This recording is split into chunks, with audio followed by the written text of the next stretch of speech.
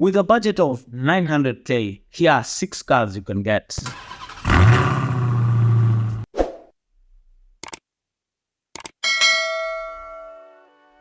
Most of us are not able to maybe import a car. Like, you don't have that 2.7 million to import a 2016 Premium.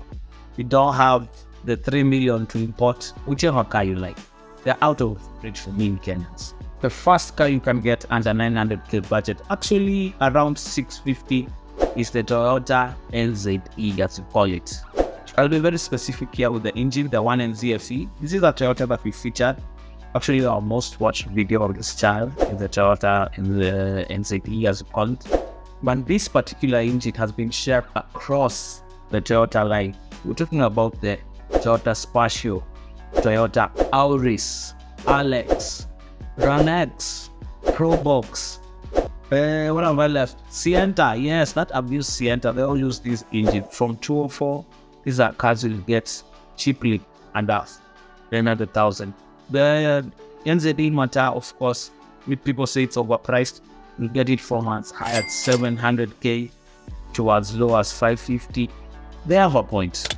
Really, nigga? When the sellers sell these cars, all these high prices, probably to you, the consumer, you might be like, why am I buying a 4-speed gearbox, a car with a 4-speed gearbox for 700k? But it's because of the longevity of the engine. The jury is out there, but these cars are still selling despite the price range. Oh, and they're still being stolen. Yeah. So the second car you can get under this budget of 900k. Another one. Yes, I love to big up the Nissan. Any Nissan with an HR engine is a good car. Here we're talking about HR 15s, which are found in the Nissan Note E11, the Tida Lascio. These engines are really strong, and this one I can speak from experience. These cars just need regular maintenance, and you're good to go. They're not the most powerful engines, the 15s, but it will live long enough. You will even get 400k's comfortably with these cars, as long as you get a clean unit. Just ensure that there are no leaks, and probably the hose pipes, the hoses are really in good condition. So there's also the HR16, which is found on the Nissan bonnet, which, as everyone has agreed, it's a very beautiful van compared to, the Townace.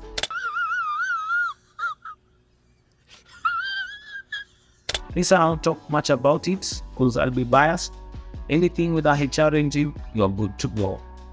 With 450, you'll get a clean Nissan Note E11. That is the first generation. And also the first generation Tida. Unfortunately for the Note, probably the downside was the Jatco CVT. Some people have gotten some character developments from it, but for some of us, it has been smooth sailing once. Yeah, for the Tida, the local one had an automatic transmission. For the third car that we're featuring, I think we'll go back to Toyota. Nice. So there's what Kenyans refer to as the premium Nyoka. Actually, that premium they call Nyoka was the 4th generation Toyota Corona. Okay, we're post-COVID, we can't speak this thing, right? It is famed for its speed locally. Yeah, so it came with it had a 1.8 liter and I think a 1.5 liter, correct me if I'm wrong. In these cars, they had presence. Around 205, they really hit the Kenyan market heavy. And from teachers, your deputies, I think even some principals, really have them. And there was the top trim with the leather interior, which that car currently goes for 650,000. Its successor, actually, the T240, I think, it's still under 900k. Also, it's a good buy. However, the 1.8 liter was very thirsty. That was the main complaint. But the 1.5 liter, again, it used the 1NZFE, which is good. And one thing we can note with all these cars, which were manufactured from 2004 going to the 90s, these are cars which, yes, they are reliable, but they are quite old. So you really need to make sure that the engine has not been manipulated as such. The next car we have the Honda Fit, and particularly the 2008 generation all the way to 2014 thereabouts. I have seen it on the roads, and I have spoken to a few people who own it, and they say it's unproblematic. However, when you are the owner of the car, you will always defend it. So, of course, I had to check and do some research, and some of the issues probably in this car. Locally, probably, some would say the spark plugs are quite on the higher side in the Kenyan market. But anyway, if the car's given you good service, how long do you change the spark plugs? Here you're talking about things which will last you like over 50,000 Ks. So that shouldn't be an issue to deter you from buying that Honda Fit. Definitely the one which came after it looked better, the current one that's being sold. But remember, we're sticking to the budget under 900K. So this one will get it at around below 600. You can get a clean Honda Fit. But remember, right now with the demand of locally used cars, especially the reliable ones, don't be surprised if the seller decides to kukurukia. Of course, I cannot miss Mazda. I'm going with the Mazda Demio.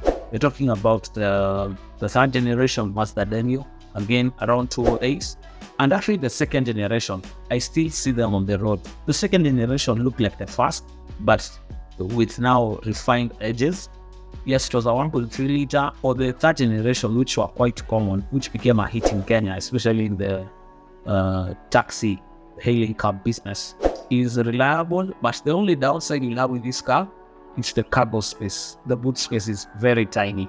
So this is just a car for you to go around town. Probably your first car, as they say, your first car needs something you can go get around. So the Demio can be a good first car. Avoid the one which has really been abused. And how do you check an abused Demio? First thing you have to check the rear wheels. So the rear axle in some of these cars, the rear axle has cracked, which is very common in these cars, especially in Kenya where they are abused. They're used for the wrong purpose. Someone is, ferrying, how many people at the back and all that.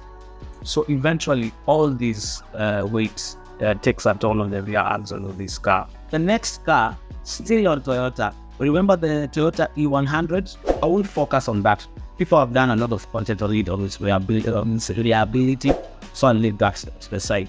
But there's the wagon cousin, or it's the wagon brother. Yes, the E102, or what people used to call the X.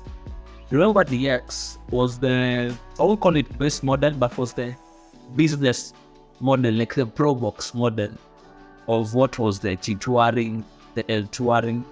So this particular car used to be very famous with, when the news they would say, I don't know how many thieves have been caught, 3 have escaped. Most of the time this car used to be featured, and they were all in white. Back then, I think even now, they still get stolen. But the good thing about this car, it's the engine, the 4ESC, that engine is solid as a rock. In Kenya, mainly those which were imported were mainly 1.3 liters. Were okay, but if you wanted some punch, the 1.5 liter, it is very, very famous. So people who have butcheries, because the boot space of this car is so huge. You guys know those big boxes written meat? That thing fits. So you can imagine a whole cow fitting in the boot space. It fits dead, but it's whole cow. These are really, really workhorses. Leaf spring suspension. This is what you'll find in a pickup. These cars are super reliable. I've seen even security companies, if you're not getting the Probox, which have really gotten expensive, understandably. If you have a small startup or a security company, go and get these cars. These cars cost 550,000 shillings.